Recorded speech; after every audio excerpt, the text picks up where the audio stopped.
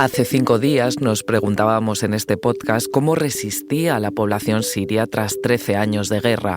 Hoy el panorama ha cambiado por completo. Los rebeldes de Hayat Tahrir al-Sham han tomado el poder y el dictador Bashar al-Assad ha huido a Moscú. Oriente Próximo se ha reconfigurado tras una última y rápida ofensiva, pero el precio ha sido devastador en estos años. Más de 500.000 de personas han muerto y 5 millones se han visto obligadas a abandonar su hogar. Soy Marta Curiel. Hoy en El País, de Siria al mundo, los ecos del fin de una era.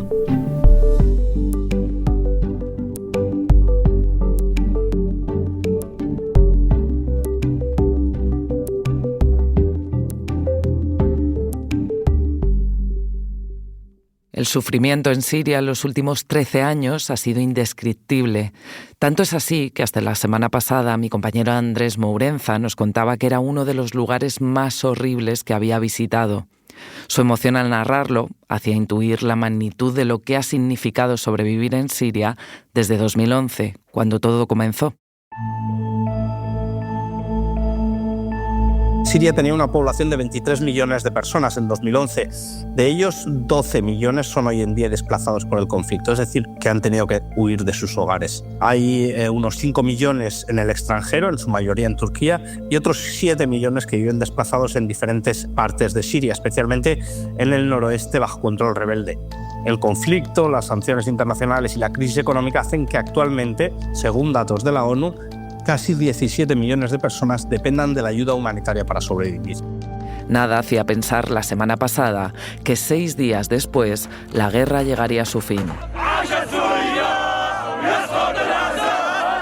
Escuchas las celebraciones que tuvieron lugar este domingo después de que los rebeldes anunciaran la caída del régimen de Bashar al-Assad tras tomar Damasco. Se oyen tiros, cánticos y gritos de libertad. Allí está ya Antonio Pita, corresponsal en Oriente Próximo del país, que llevaba muchos años sin poder entrar en Siria.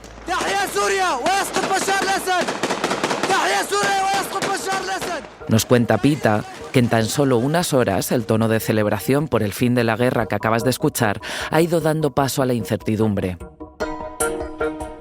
A diferencia del momento en el que quedó claro que el régimen había caído, que la gente salió espontáneamente a la plaza principal de Damasco a celebrar, la sensación ahora es como más de que la vida va volviendo poco a poco al normal, pero con mucho miedo. O sea, prácticamente todas las tiendas están cerradas.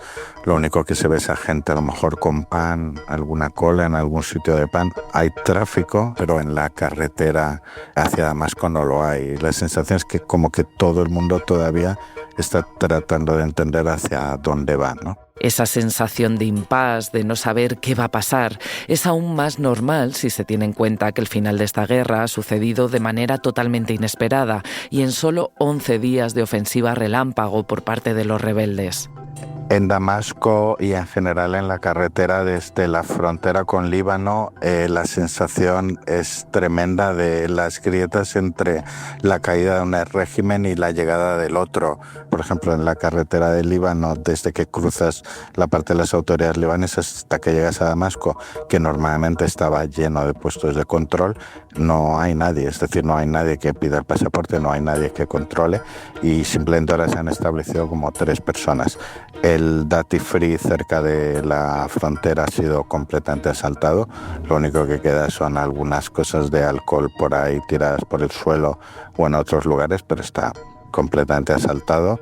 Hay algunos coches también que se ve que, rotos, y luego pues están por un lado los edificios que han sido quemados en el primer día post el Assad, de edificios administrativos vinculados al régimen, o no tanto en algún caso como el de emisión de pasaportes o el de transportes.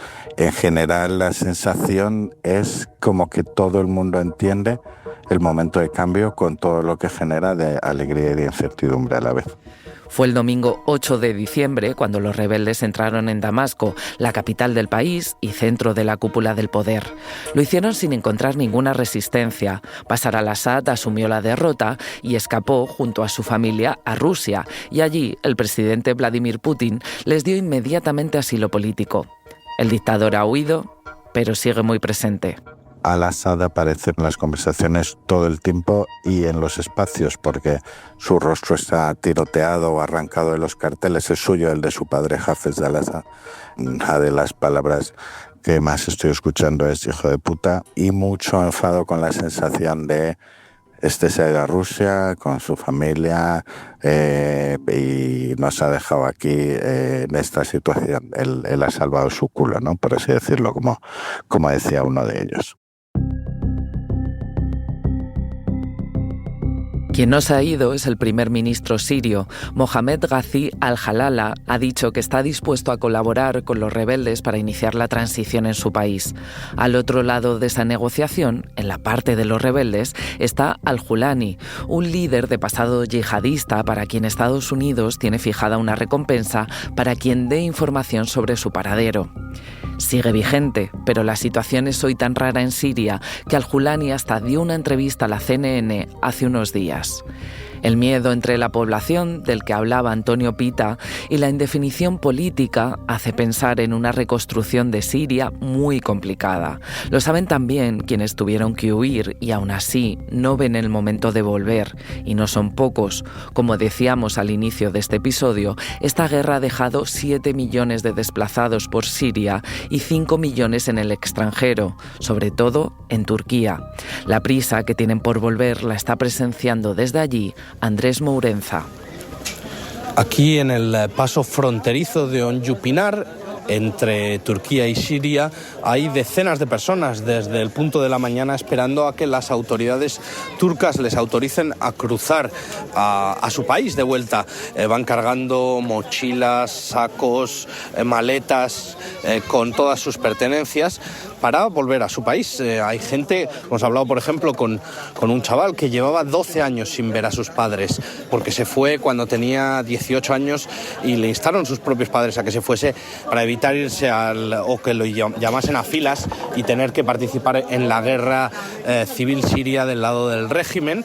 Ahora mismo, por ejemplo, está habiendo movimientos porque les están llamando los funcionarios turcos, los refugiados sirios que desean volver, tienen que entregar su tarjeta de residencia y por tanto no pueden volver a Turquía. Es decir, sería un regreso definitivo para ellos, pero aún así muchos están dispuestos a hacerlo. Todos lo que nos dicen es que han añorado mucho su país y que eso es lo que les mueve a volver. También es cierto que en Turquía en los últimos años, con la crisis económica, el aumento de la xenofobia, hay muchos que no ven demasiado futuro en Turquía. Y esa es otra de las razones que obviamente les empuja a marcharse. La reconstrucción será lenta y será complicada, y aunque ahora sea momento de alivio y de respiro, los sirios y las sirias saben que lo difícil va a ser mantener un equilibrio entre los grupos que han protagonizado esta guerra y los países que han hecho caer la dictadura. ¿Es así, Andrea?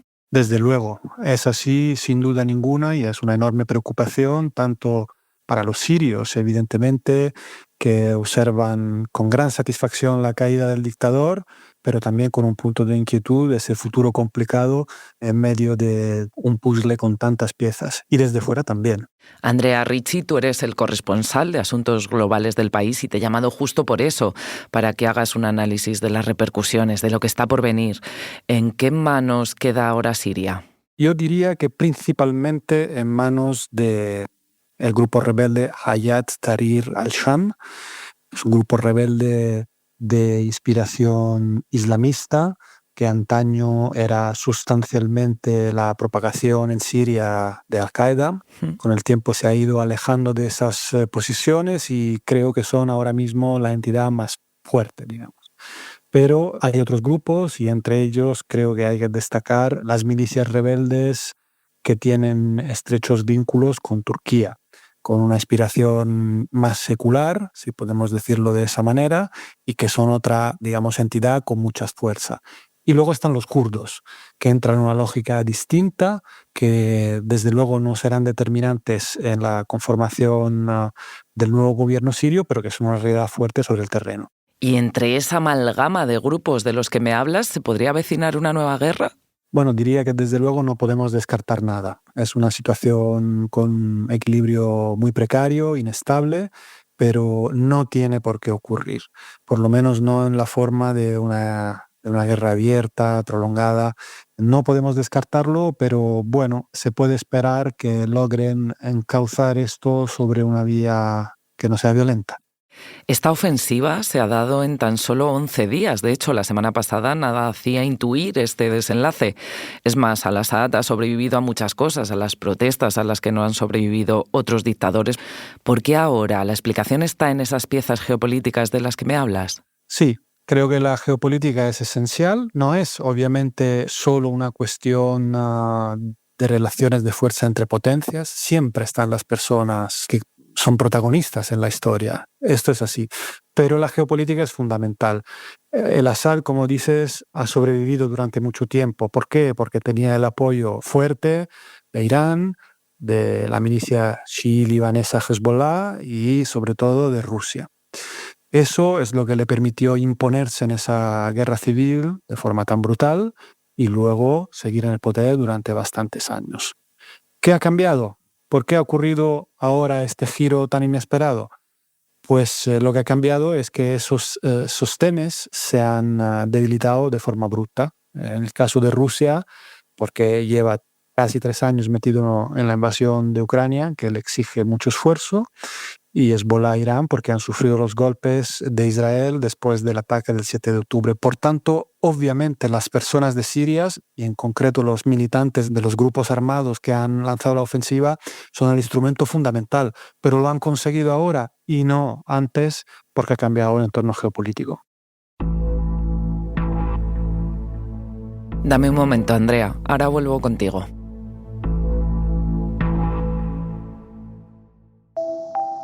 Se cumplió un año desde que Javier Milei se convirtió en presidente de Argentina.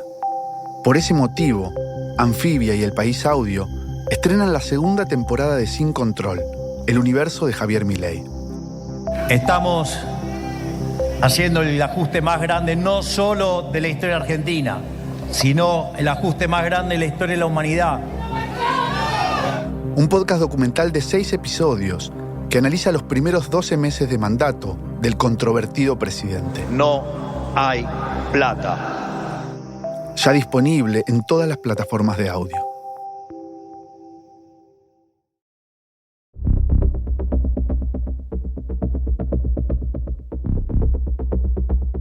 Andrea, estaba hablando contigo de lo complicado de este conflicto y de los numerosos actores involucrados.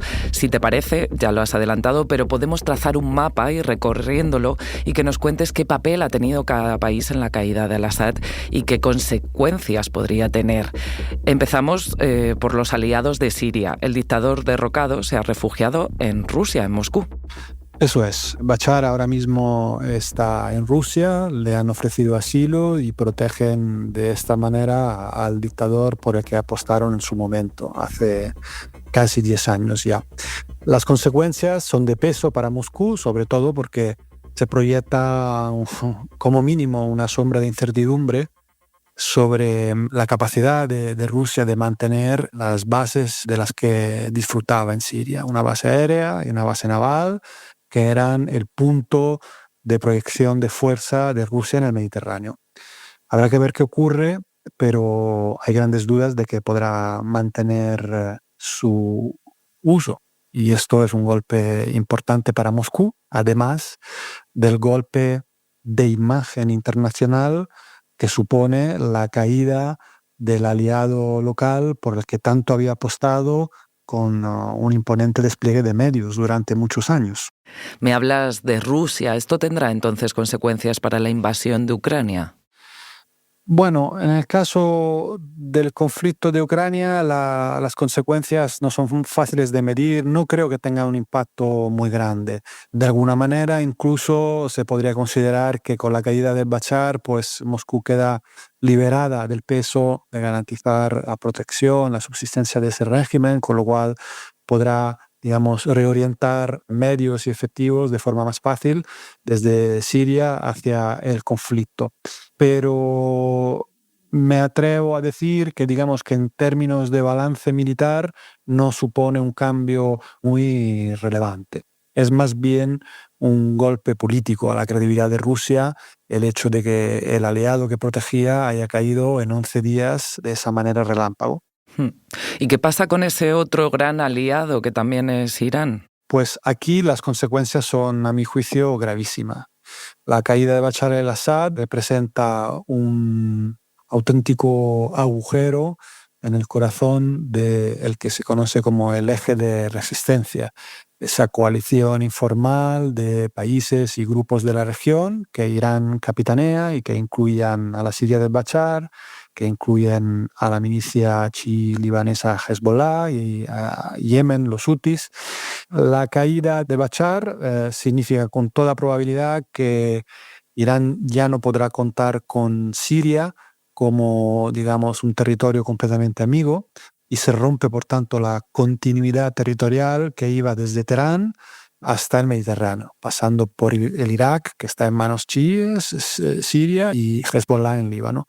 Entonces, esto representa un golpe extremo que después de los claros síntomas de debilidad militar que han aflorado en la contienda con Israel, deja a todo ese eje de resistencia y a Irán en concreto en una posición de mucha debilidad, manifiesta debilidad. Y en ese contexto planea el interrogante de si decidirá por esa debilidad ir a por la bomba nuclear para tener un elemento, digamos, de protección, o si esto empujará a la cúpula de la República Islámica a una posición de mayor disponibilidad al diálogo. Espera, Andrea, entonces, ¿bomba nuclear o diálogo? Sí, es una disyuntiva extrema, evidentemente. El régimen de la República Islámica es un régimen complejo. Hay sectores que empujan para intentar reanudar las negociaciones con Occidente, estabilizar la situación. Pero también hay otro sector del régimen y entonces en esa dialéctica interna se va a decidir el camino estratégico de Irán. Hay que recordar que Irán durante muchos años ha estado desarrollando capacidades nucleares sin llegar hasta el punto de fabricar una bomba nuclear. Por lo que comentan los expertos y lo que podemos saber, se ha acercado a la capacidad de fabricarla, pero no ha dado el paso.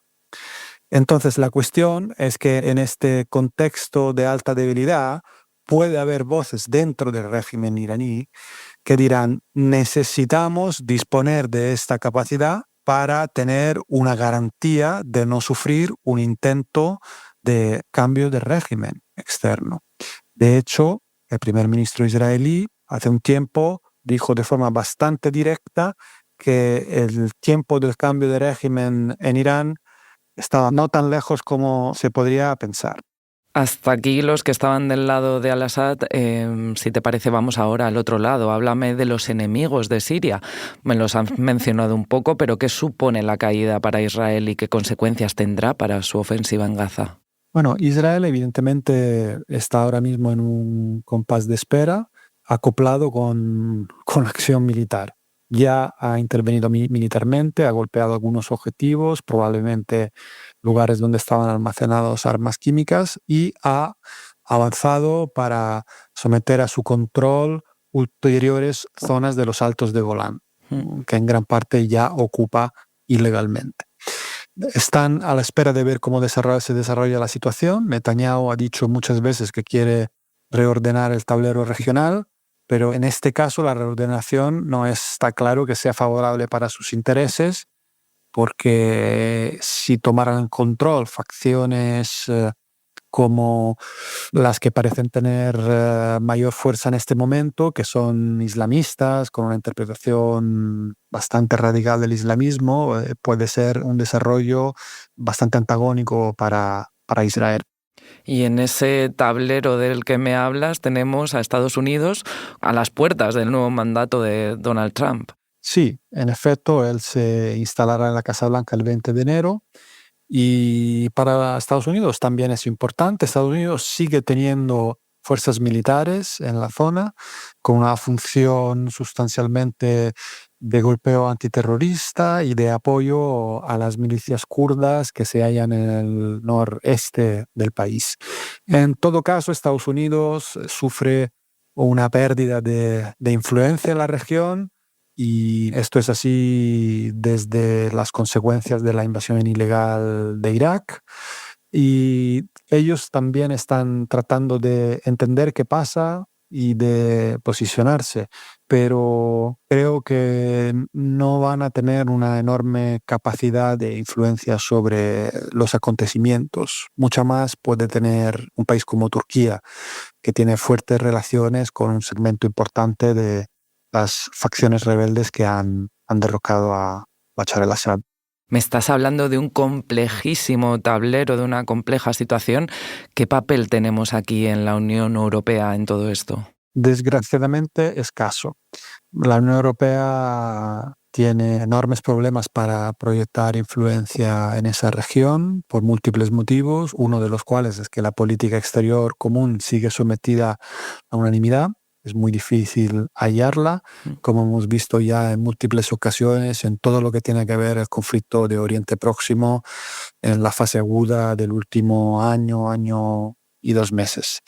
En este caso, probablemente será un poco más fácil encontrar el consenso, pero aún así nuestra capacidad de influencia creo que es sumamente limitada. Seremos, grosso modo, espectadores. Además decías, ¿no?, estos días en el periódico que al final pues, los conflictos nunca son solo internos y que los cambios y las fichas de dominó pueden caer de manera imprevisible y abrupta, como hemos visto esta semana en Siria, ¿no? Así es, vivimos en tiempos de cambios profundos y cambian los equilibrios de fuerza, y en este contexto hay muchos actores que observan el devenir de los acontecimientos y tratan de aprovechar su oportunidad. En este caso lo han hecho de forma muy hábil los rebeldes sirios. Hace un año, poco más de un año, logró hacerlo Azerbaiyán con una ofensiva fulminante que resolvió a su favor y a daño de Armenia el conflicto del Nagorno-Karabaj, que llevaba décadas, y han aprovechado la distracción de Rusia sustancialmente para resolverlo. Entonces ocurren de forma abrupta cosas que tienen a ver con esta gran convulsión, y digamos que las crisis en un lugar pueden provocar consecuencias en otros. Por supuesto, son las personas que están en un escenario u otro las que determinan en el devenir de los acontecimientos, pero su capacidad de obtener resultados depende en buena medida de lo que ocurre en otros lugares. Y la gravedad que tiene para cada uno de esos actores, ¿no? Gracias, Andrea. De nada, un placer.